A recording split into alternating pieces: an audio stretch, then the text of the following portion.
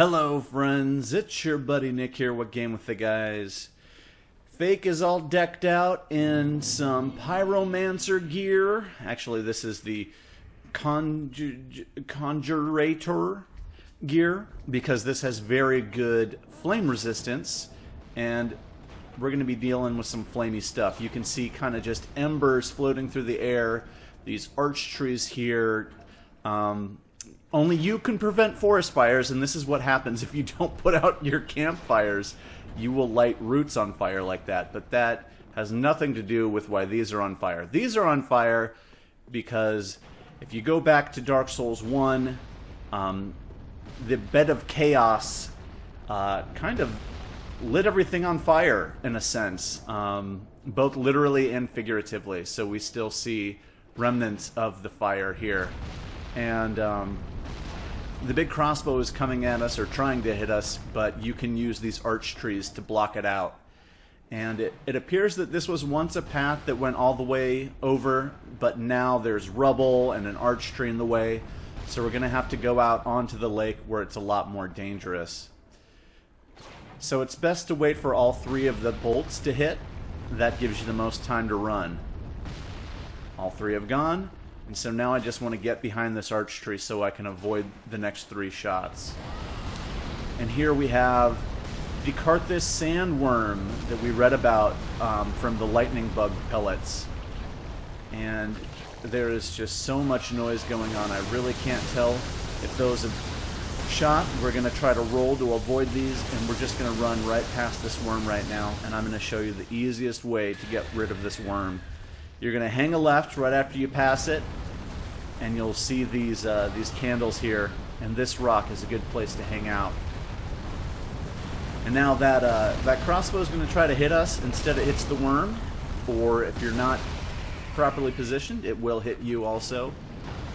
And hopefully we can get a decent look at the worm here. Let me get out my bow. But you can kind of see how it has kind of a skeletal... a skeletal skeleton to it. It almost looks like a snake skeleton, but then the head of it is very reminiscent of the spice worms of Dune, but this one shoots lightning. And lightning and fire, they don't mix. So this was a dangerous creature for those that were strong against fire because they weren't strong against lightning. And actually, if you look, well, you can't really see it here. Oh. Let's go ahead and top back off. There are certain spots where there's little twigs and whatnot hanging off of this thing, and so it's got an interesting look to it. And eventually, if you just hang out right here, this crossbow will kill it, and that is the easiest way to do it. There's also a couple of spots where you're safe from its attacks. As you see right there, it is dying. It's been damaged too much by the crossbow. We get lightning stake and an undead bone shard, and I'll read those in a little bit here. But there's another item I want to get, and I want to get somewhere where it's not going to be quite so noisy. I'm going to leave all the items that are laying out in the Smouldering Lake itself, because it's dangerous to pick them up now. It's not really that dangerous. You can totally pick them up if you want them, but they're not going anywhere. So let's just go for it. I can take a couple of hits if need be. Look for this brick wall over here and let that thing break it down, because you get a really nice ring here. The speckled stone plate ring. I kind of skimmed over it quickly there, but I'll take a look at it once we're out of this noisy construction zone. And whoop, almost got hit there. There's a lot of good items. That one I just passed is a fantastic item, but like I said, I'll pick it up later. And these bolts can hit you all the way up to those stairs, and those stairs lead to the boss room. So we'll be taking care of the boss later on. I think up here I'm safe from the bolts. I think that an arch tree will block it out. You get some more titanite. Yeah, we're blocked out, so we're safe from that. And so that's what these, that's one thing these trees are good for. They're good for blocking that out. And very quickly, I want to go ahead and put on the hawk ring, because there's something I want to show you. And we talked about this symbol a little bit last time, and how it looks like the roots of an arch tree. And then maybe a temple or something below that.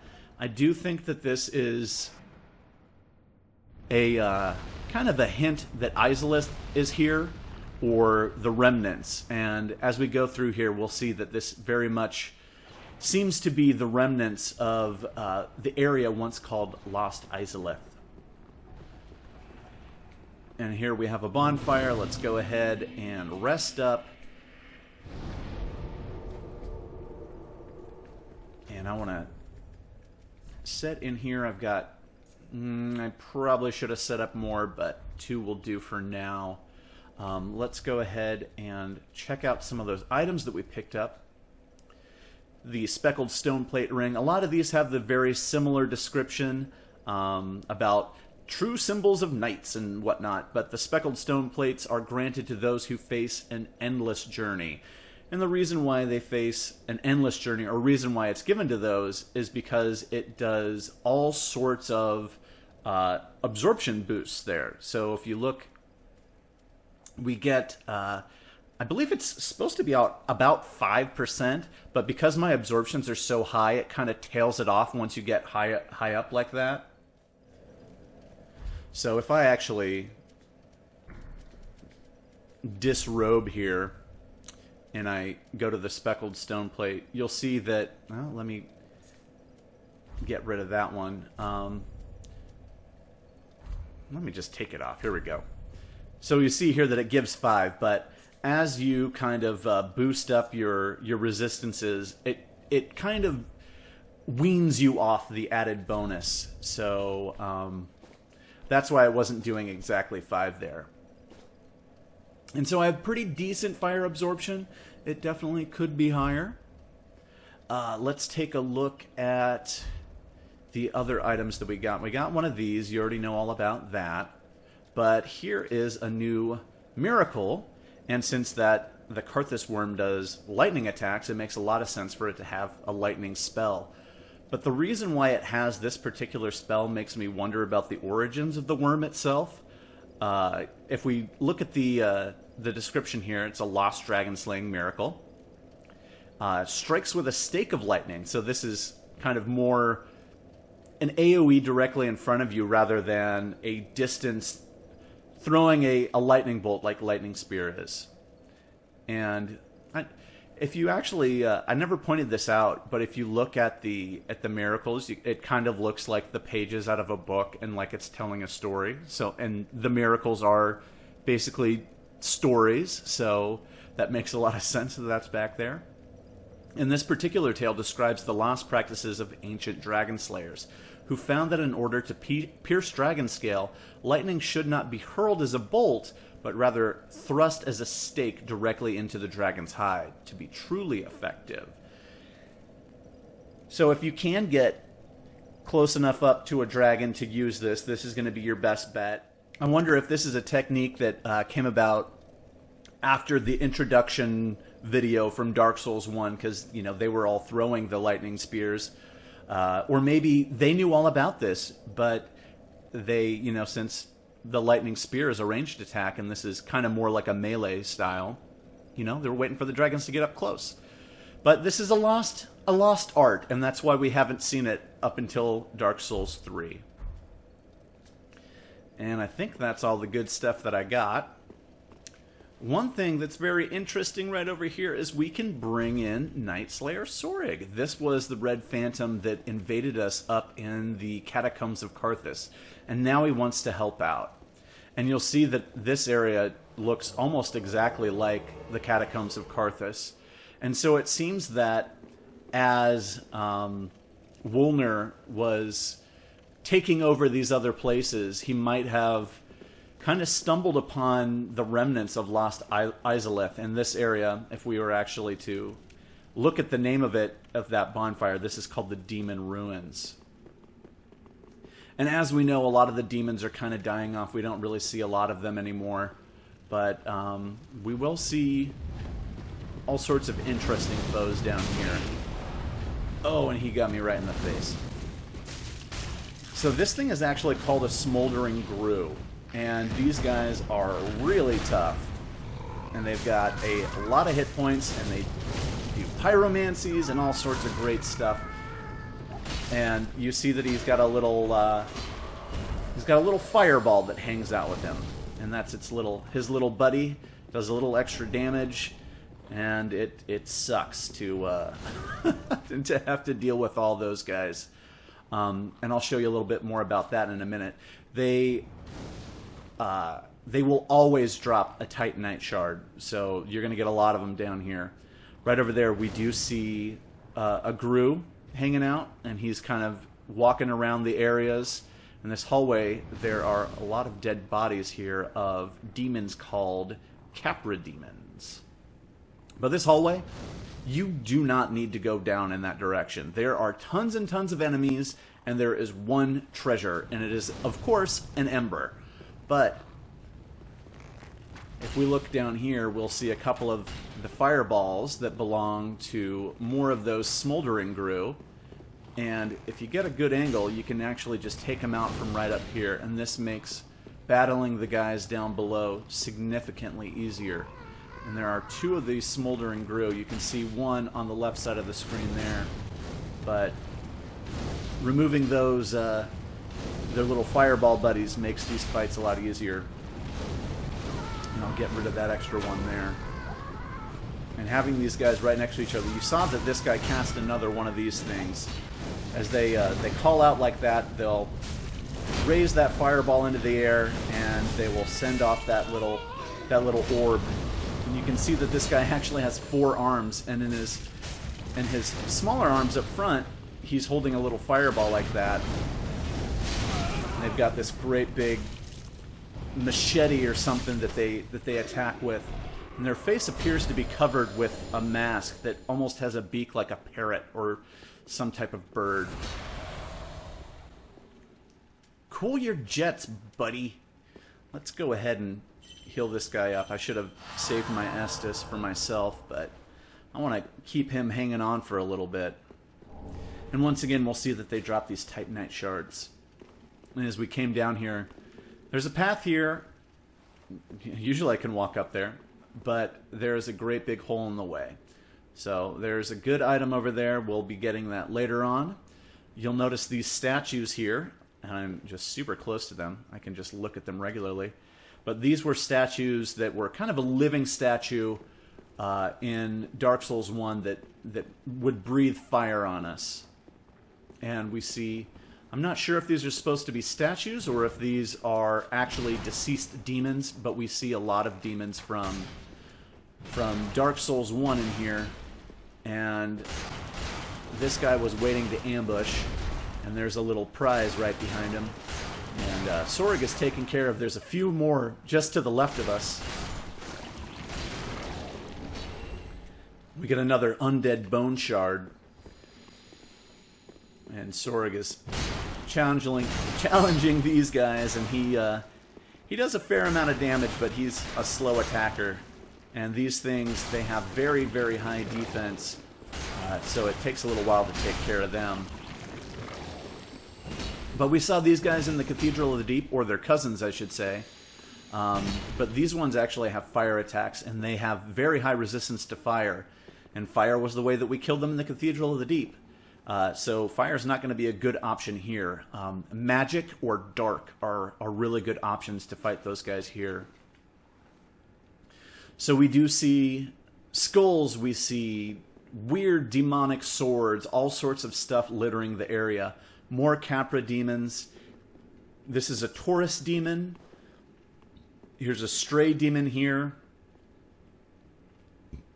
And we can actually, this one looks very interesting because you can you know, really see in his mouth there and stuff, and it just looks kind of odd, because the other ones appear to be made out of stone, but then this, anytime you see one of these guys, it actually appears that it's alive. And so don't be afraid to come down here. They're not going to jump out and get you. They are all dead or fake. I'm not sure if they're meant to be statues, or maybe this is kind of how they were birthed. But we see like candles that are lit around them, almost like, you know, I don't know if it's supposed to be decoration or if they were kind of, you know, maybe worshipped or revered. And Tsorig ran up there. I really wish he wouldn't have done that, because there's a bunch of guys up there, and, well, Tsorig is going to get himself killed. So that's not necessarily a bad thing. I'll show you exactly what you can do if you get your buddy is killed and you want him to come along with you. Oh, he took someone out there for me. Is he not dead? He's about dead. Well, you really don't need to go up there. He's poisoned. He's going to be dead in a second. We got a Gru shield there. I'm just going to go ahead and run back and show you exactly what you can do if your idiot summon goes and gets himself killed like this. He generally lasts a whole lot longer, but he went and got himself killed. As we run up here, we can take a look at the Gru shield. I've talked a little bit about Gru stuff before. The forest-dwelling Grus here, barely effective as a shield, however, in its rotten state, it is poisonous. It makes it resistant to other poisons. Doesn't really do a lot of absorption there, but with the shield bash, you can actually poison people. So, this moron got himself killed. Oh no, I can't summon him. You can either rest at the bonfire and bring him back, or do what I'm about to do, which is just quit and reload, and that will allow him to be summoned again. Here we are, and the benefit of quitting and reloading like this is that all of the guys that we've already killed are still dead. If I were to rest at the bonfire, obviously they all come back and repopulate the area, and then all the hard work that we went through is for naught. So I'm glad he died super early, so I didn't have such a far run back.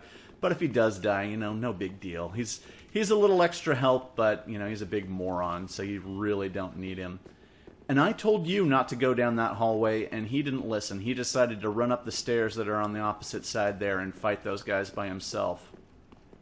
And the reason why he did that is because I was spending so much time looking at this stuff here that he just wandered off on his own. So now we're going to come off in this direction, and you'll see an interesting wall here. But right over there, we've got, this guy's going to interrupt me if I dilly-dally too long, so I just want to aggro him and bring him in here. He's got another friend back behind him. Another Gru buddy, and we are just really collecting this Titanite. Let's see if I can get an angle on him. Nope. I got his attention. There's his head. Give me that. Come here.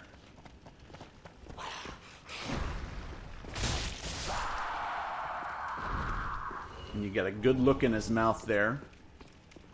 More Titanite.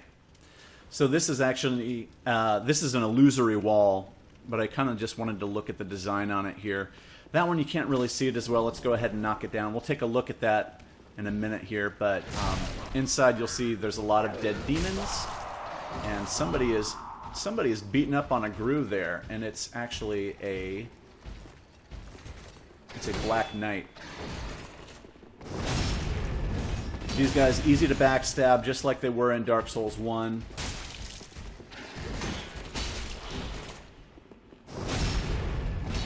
And that's the best way to get rid of them. Tsorig will help out too. Oh, what did he leave me? Oh, perfect. I wanted to take a look at their armor, and that's very helpful that he dropped that. We also find a sword here. This guy died in a great position. More Titanite. Loading up. And in this room, there are a bunch of fallen demons in here. What do we have over here? These... looks like a heap of Taurus demons. And this is really all there is in this room. It looks like there would probably be a secret way or something, but this is the entirety of this room. Here are the images on the wall. This one's actually illuminated pretty well. And it's really difficult to see what is going on in these images, but I think, you know, I honestly can't say what's in these images. I believe that they probably either depict the recreation of the first fire, or, you know, the Witch of Izalith's attempt at recreating the first fire, or possibly the linking of the first flame. I am almost certain that it is, you know, supposed to be iconography of one of the things that happened before even the events of Dark Souls 1. You know, something from the intro video. So let's take a look at this sword. So there's a great sword wielded by Black Knights who wander the lands, designed to face chaos demons. The Black Knights constantly faced foes larger than themselves, and this sword's unique attack greatly reduced enemy poise. So these were specifically designed to fight chaos demons. In Dark Souls 1, we learn about basically half of Gwyn's Silver Knight army were scorched by the flames, and they kind of dedicated themselves to, well, they began roaming the lands, and it seems that these ones have dedicated themselves to fighting demons. And these ones, I do believe, do 20% bonus damage to demonic foes, though there aren't very many demons in the game, so not really the best item. Here we have black gauntlets, and you see that they actually are a little bit stronger fire resistance than what I'm wearing, and this is pretty solid fire resistance for what it is.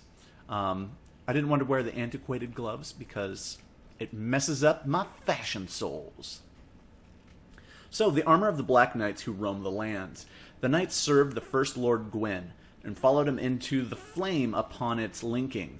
They became ash, but still wander the realms to this day. So yeah, they used to be silver, but then the flames burnt them, turned them into ash in a sense, and now their armor is ashen, black ashen colored. So there's a couple of dangerous guys in here. And we got another one of these dudes. And as in most places, it's best to try to fight one enemy at a time. So you can just let Tsorig take care of him. These guys do some serious fire damage. So bait their attack, get perpendicular to them, or off in a distance, or off in a direction where they're not going to hit you with their flame. And so we'll get him started, and we can kind of knock him out of his fiery breath there. But yeah, if you get hit with that thing, it'll sap your health quickly. So try your best to avoid that flame. More Titanite. Nothing wrong with getting more Titanite. And we got a few guys that are kind of just wandering around in here. So you can get his attention. He'll come over here. Oh. I got a little ahead of myself there. And I'm blocking out Tsorig, so you can't really get a good angle on this guy, but... How are you doing on health, buddy? You're doing alright. Here's another one of the poison-spitting fellows. We'll take him out. And there's another spear guy back here. And Tsorig is just bashing him up. There's some Titanite there. You're looking okay on health. You're looking okay on health for now, buddy. So you kind of get this imagery now. These are the roots of the arch trees up above, and they're, you know, really entangled in this area. And when we find a place like this, oh, look at that. An item off in the distance, probably going to get me killed. I wonder what it could be. Let's rush over. It's an ember. That means we're going to die, right? No, they never put anything in here. It just looks like it's a trap. It's not really a trap at all. How about that?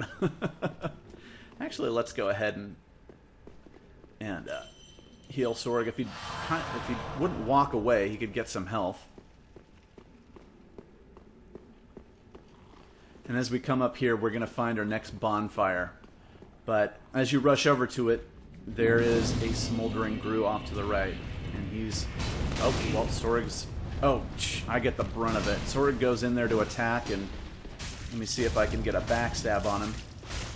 Tsorig will distract him from one side, and you can kind of get a good look at him there. He's very different look to the rest of the grue, but almost like a cousin to those grue, but not really the same thing. And we find this path off in this direction that just kind of seems to go off nowhere, and it really, really does, except for there is a crystal lizard at the end. And this will be our first encounter with a new infusion type. Chill out, buddy. Is dead. So this is a chaos gem. And if we come and take a look at this... So this is a relic of land scorched by the chaos flame. So basically Izalith and possibly newer areas and surrounding areas that were also affected by the chaos flame in later years. And this will create your chaos weapons, which inflict fire damage. They scale with both intelligence and faith. So if I come in here and look at... This is always a good one to look at, because it'll do a split damage type like this, and you'll get physical and you'll get fire damage. And when you infuse something with the chaos, it'll do a split damage type like this. Your physical will continue to scale with your strength and your dexterity, and then the fire will scale with faith and intelligence. I also wanted to mention that this infusion, Chaos Infusion, is different from the Chaos Infusion from Dark Souls 1. In Dark Souls 1, you could infuse something with a chaos, or into the chaos path, I should say, and it would do fire damage, but that would actually scale with humanity and not intelligence and faith. And the Chaos Servants actually would try to acquire humanity for the Fair Lady, and we'll probably talk more about her a little bit later on. There's a couple of grue hanging out on the edges of this room, and to avoid the ambush, I'm going to go ahead and just get his attention. Thanks for the help, Tsorig. Jeez. There will be another one off to the right here, too. And so we can kind of just peek around the corner, get him to come after us. And Tsorig wants nothing to do with any of these things. Why do you think I brought you in here? And then we see, this is one of the poison-spitting guys. And he seems... Oh, well... He's doing something, Tsorig. But he was perched out here in front of this smoldering grue that has a very unique look to it. You'll see that it has kind of what appears to be fungus growing out of it, and then the roots of an arch tree growing down into it. And this fungus reminds me of, I'm going to do my best to pronounce this,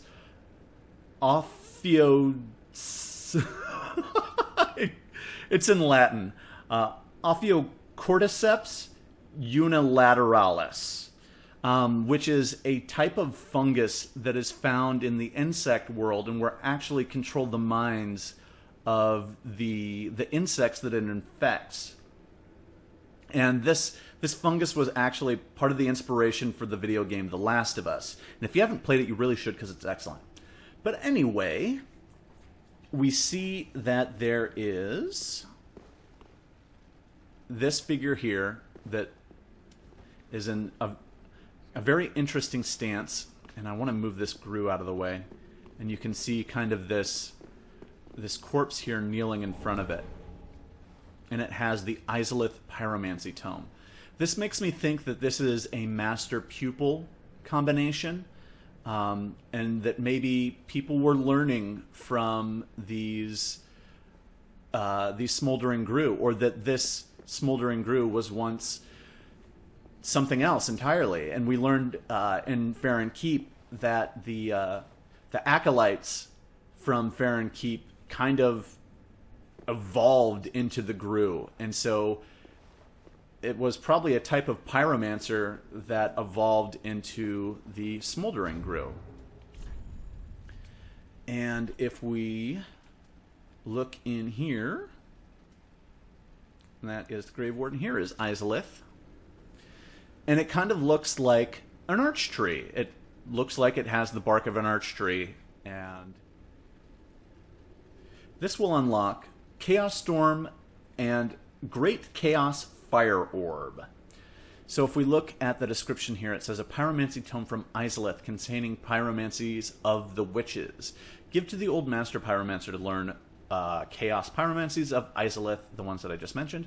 Chaos Pyromancies manipulate lava and birth all later forms of pyromancy. So this is the very core of pyromancy. This is the granddaddy of Pyromancy Tomes. Everything else is based off of this.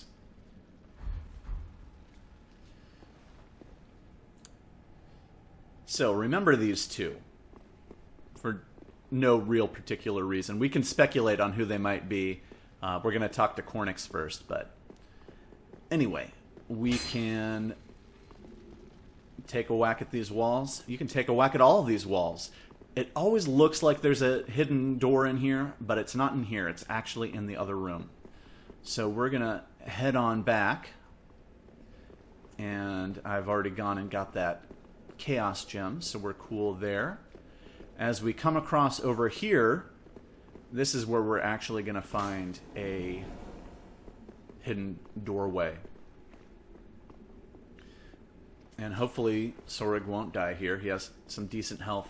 But we see a bunch of these flame slime, these rotting such and such. I can't remember the exact name of them, but one hit me. You jerk. So hopefully Tsorig will come and help me here, but he's not doing jack right now.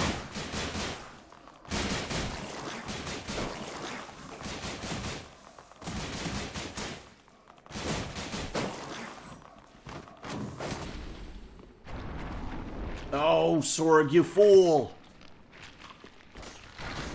And you can't hit it when it's on his head, but I'm kind of glad that it jumped on him. It does barely any damage to him, but these things will do a lot of damage to you if you let them fall on your head like that. So don't be an idiot like Tsorig and let these things land on you. But it is well worth coming through here. We find an Estus Flask Shard, and this is actually the other end of that path, that hallway right when you first enter the room. This is where it leads to. And right over there, an Ember, as I mentioned.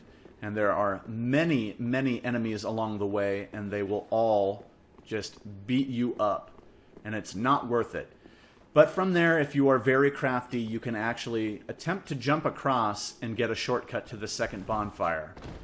But it can be difficult. Oh, I need to bring this up. Tsorig is going to hopefully come down here, and then we can heal him.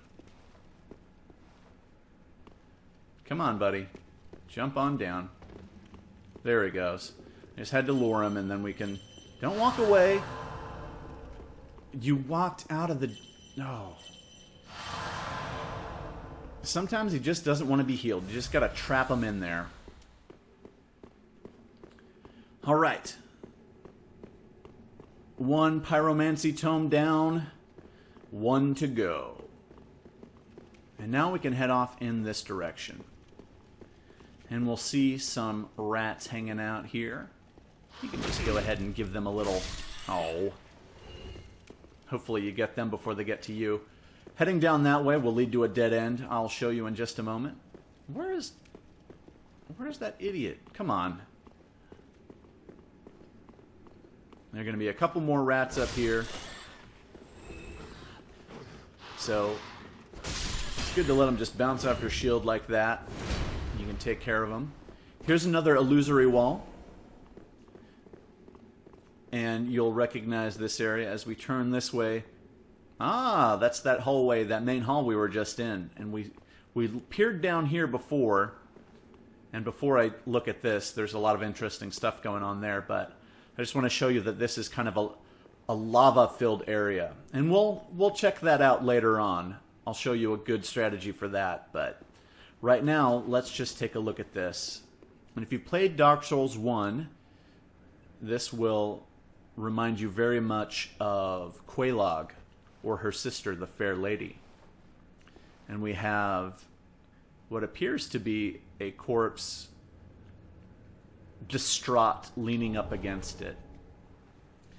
And we get Quelana's Pyromancy Tome.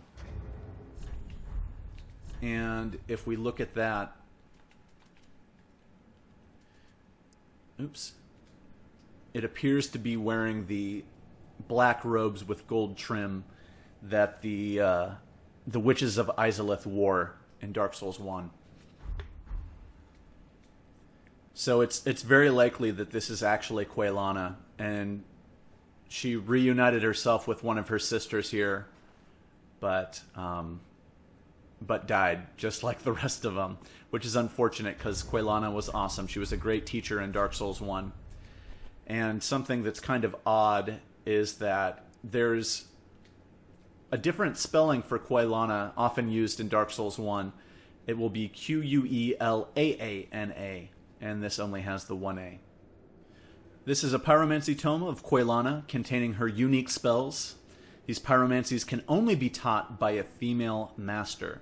Give this to a female pyromancy master to learn Quelana's pyromancies. And this will unlock Fire Whip, Firestorm, and Rapport, which is a very, very useful spell. And these were all spells, obviously, taught by Quelana in Dark Souls 1. Quelana, the sole surviving witch of Izalith, once accepted a human pupil, but after that pupil moved on, she never took another. That last little bit is, I don't know if that's a little misleading. Quelana was supposedly the teacher of Solomon, but it never really says if Solomon is really a human or not. We always assume that it is. And where it says after taking she never took another pupil, she really does. The player character in Dark Souls 1, you have the opportunity to learn from her, so in that sense she does take on another pupil. When you're coming back this way, try not to fall in that pit. And we're going to come down through here. And I said that there was a dead end down the one path. You can see that it leads down into fiery lava. And there are the little slimes down there. And they'll beat you up. They're bad news when you're trying to traverse lava. Unfortunately, in Dark Souls 2, there is no ring that helps you walk across lava like there was in Dark Souls 1. But you can get enough stuff going on that it can be a little bit less dangerous. It is super dangerous, but it can be a little less dangerous. So there's a whole nest of rats over here, and it's probably best to just get the attention of a couple of them so that you can drag them out so you're not facing 5 or 6 at a time. And you'll see that there's 4 more hanging out back here. And this can be a nasty little ambush, and sometimes they drop souls like this. Right here, you'll notice that this little brick wall looks a little unusual, a little different from the rest. That's because it's an illusory wall. And we'll find a chest inside with 3 large Titanite shards. Very helpful. Another illusion behind it. There's an item on this ledge below, but we're going to come back for this a little bit later on. You saw that there were a few basilisks hanging out down there. There are a bunch of them hanging out in this area. They can be very, very deadly in numbers. One at a time, no problem. So we're going to do our best to lure them out one at a time so that we're not getting too much curse buildup. And Tsorig, you fool. Let me see if Caressing Tears works on curse. No. This is a very common area for Tsorig to die, because he is too dumb to get out of the way of their cursing mist, and he will die from the curse.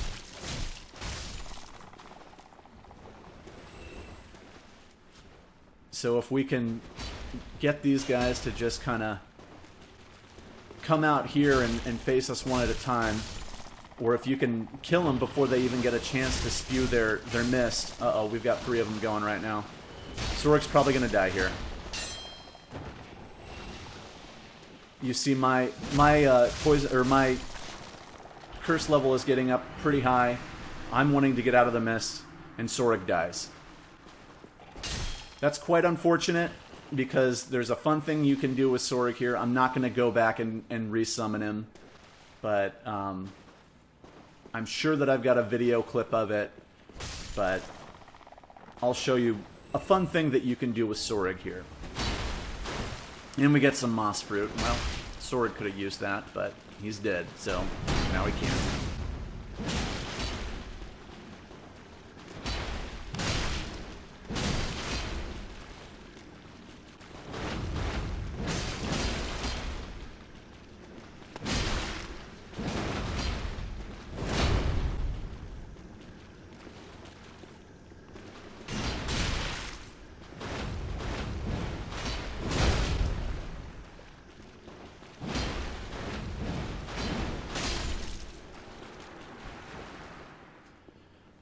On this ledge here, we have the Izalith staff.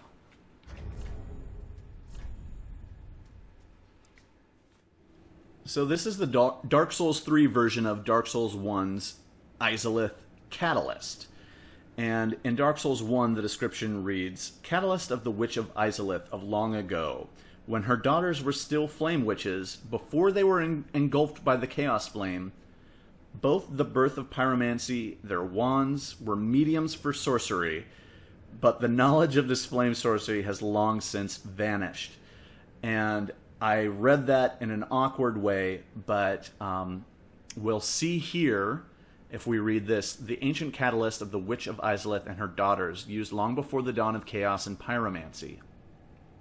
With the birth of the Chaos Flame, the Flame Witches were at once both sorcerers and shamans." So we kind of see this thing again. Shamans you kind of think of as being a tribal priest, and so we kind of get this idea of both priests and sorcerers once again, something that we didn't really see in any of the other Souls games. Faith adjusts the power of sorceries cast by using this catalyst, and the staff also seems to boost the power of dark sorceries, and it gives you steady chant, which is your common skill for staves here. And so one thing that we see here, that they were both sorcerers, and looking back at Dark Souls 1, it talks about, flame sorceries, and we know that chaos pyromancy is the granddaddy of all pyromancies. That begot everything else. But before there was the Chaos Flame, there was these flame sorceries. So pyromancy actually goes back farther than the Chaos Flame. And, obviously the flame sorceries aren't really around anymore. We get pyromancies instead. But maybe this is kind of, the same idea is in Demon Souls, where if you're doing a sorcery build, you can, have Fireball and, the Soul Ray and stuff like that. So that back then there were, fire sorceries that you used, and they weren't specially pyromancies. So this says that faith adjusts the power of sorceries, and this can be a little bit misleading, because the faith scaling only aids with dark sorceries. Regular sorceries get no benefit from faith. They only scale with your intelligence. And normally dark items like the infusion or dark sorceries, dark miracles, they both scale with intelligence and faith, so it makes sense that, a flame staff that scales with both intelligence and faith would be useful for dark for dark sorceries.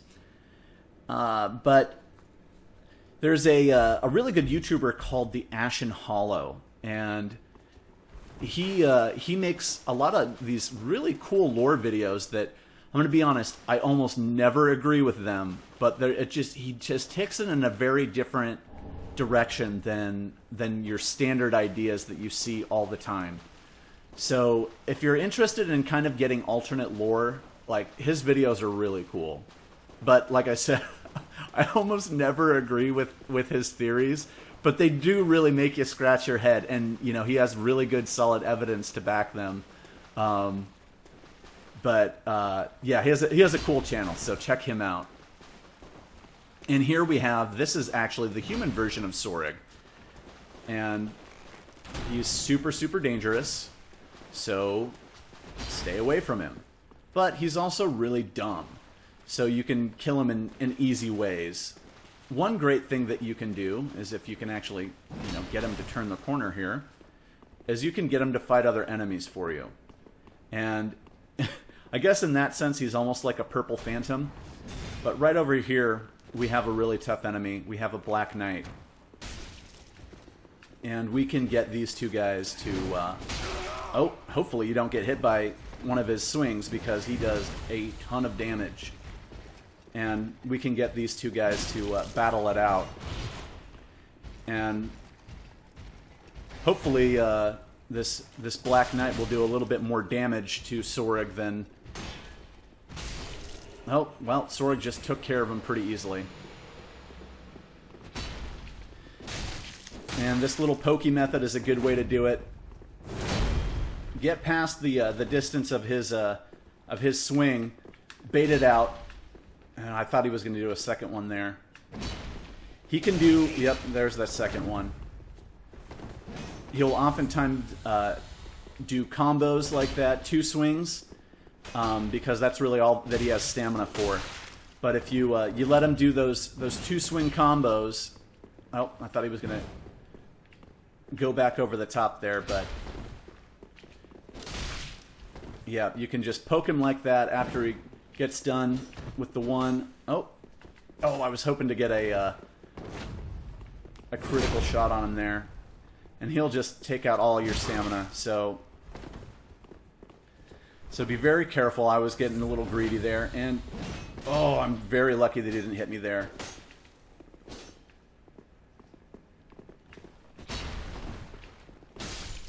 There we go. As he gets stuck in the stairs there. But he'll drop the Fume Ultra Greatsword and the Black Iron Great Shield. So let's take a peek at those. This twisted sword, the heaviest of all Ultra Greatswords, resembles black slate. If we take a look at this here, it works great as a shield.